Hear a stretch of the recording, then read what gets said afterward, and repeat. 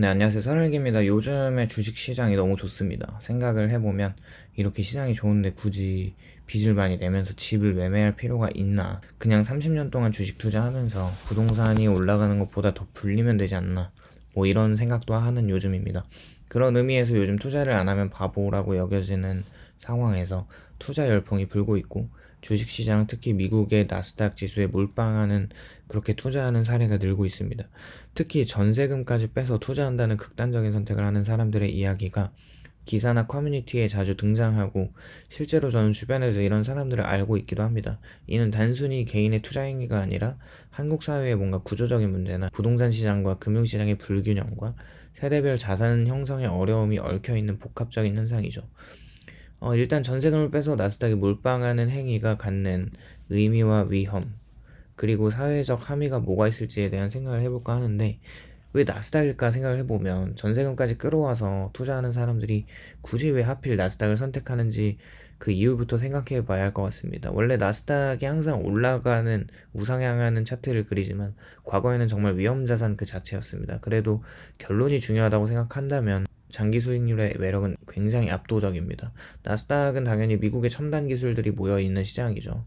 애플, 마이크로소프트, 구글, 아마존, 엔비디아, 테슬라 같은 세계 최강 기업들이 이곳에 상장되어 있고요. 지난 20년간 나스닥 연평균 수익률은 10%를 훌쩍 넘겼고, 이는 한국 주식 시장의 수익률을 당연히 비교조차 못할 정도로 수익률을 웃돕니다. 그렇게 이제 AI와 혁신 기업 중심의 성장과 4차 산업혁명, 인공지능, 반도체, 클라우드 등 미래 산업을 이끌어갈 기업들이 나스닥에 몰려 있습니다.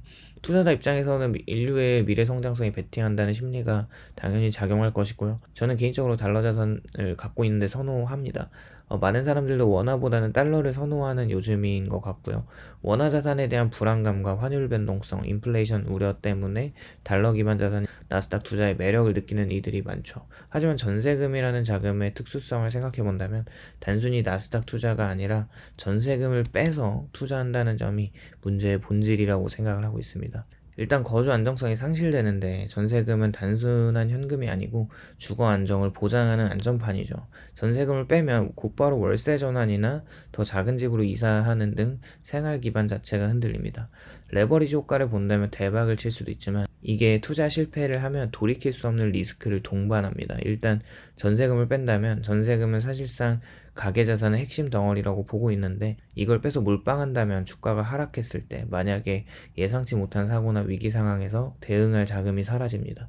저는 나스닥을 굉장히 좋아하지만 몰빵 투자나 그 위험성은 엄청나다고 생각합니다.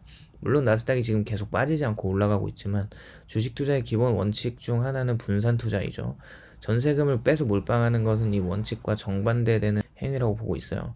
멀리 갈 것도 없이 올해 4월 트럼프 관세 쇼크나 23년에 8월 엔캐리 블랙 먼데이 폭락, 22년도 금리 인상기로 나스닥 폭락을 생각해보면 시장 변동성은 언제든지 나타날 수가 있거든요. 그렇게 나스닥이 장기적으로 우상향했지만 또 과거를 생각해보면 단기적으로는 급락이 잦긴 합니다. 2000년 닷컴 버블, 2008년 금융위기, 22년도 아까 말했듯이 금리 급등기에 나스닥이 최소 30에서 70%까지 폭락한 적이 있습니다.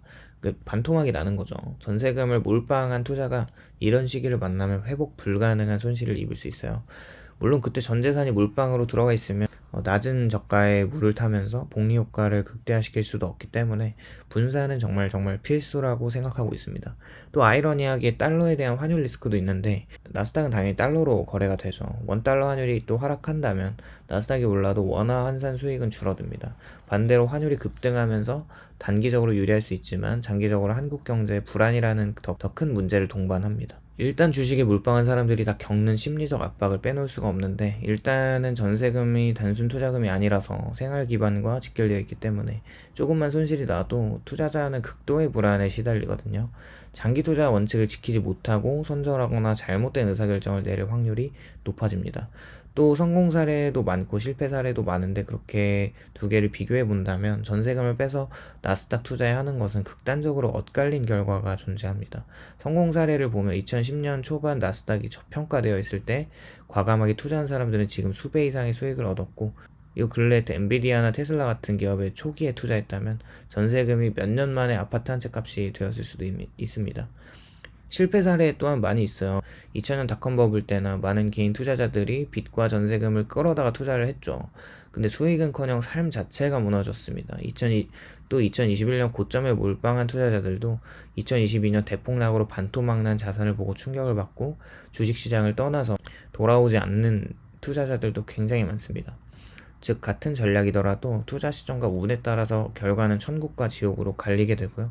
최근에는 물론 나스닥 불패로 이어지지만 언젠가는 버블이 꺼지는 게 필수 불가결하다면 나스닥 몰빵은 극히 위험할 수도 있다고 봅니다. 일단은 이해는 갑니다. 전세금을 빼서 나스닥이 몰빵하는 개인들은 그 선택은 단순히 무모함으로 치부하기는 어렵죠.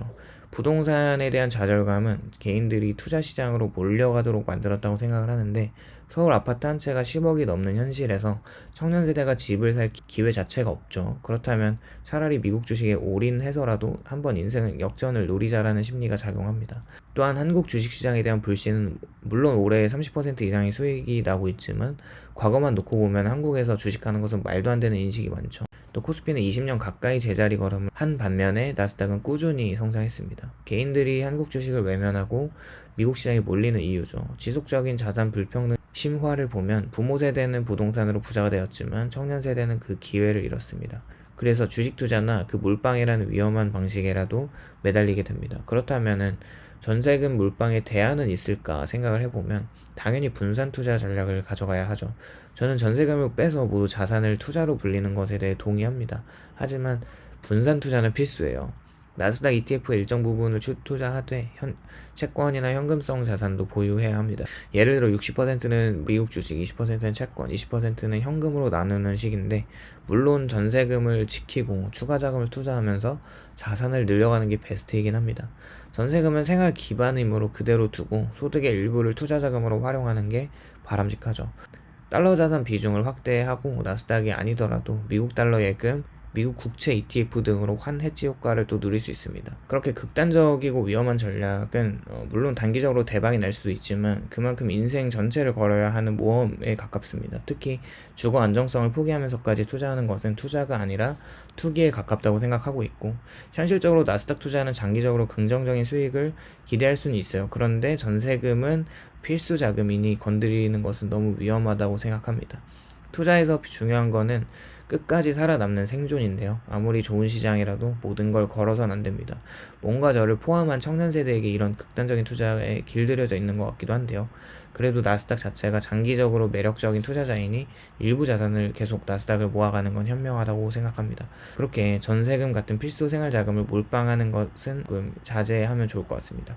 그리고 투자는 반드시 분산과 장기적 관점에서 접근한다면 또 내가 언제 현금을 쓸지 목돈을 써야 하는지에 대한 타임라인을 생각해 보면서 투자에 임한다면 절대 돈을 잃지 않고 장기적으로 자산을 불릴 수 있을 겁니다. 전세금 몰빵은 일확천금을 꿈꾸는 시대의 상징일 수 있지만 동시에 그만큼 불안정하고 절망적인 현실도 보여주는 단면이기도 하니까 다들 성투하시길 바라면서 오늘도 시청해 주셔서 감사드리고 공감이 되셨다면 좋아요와 구독을 부탁드립니다. 감사합니다.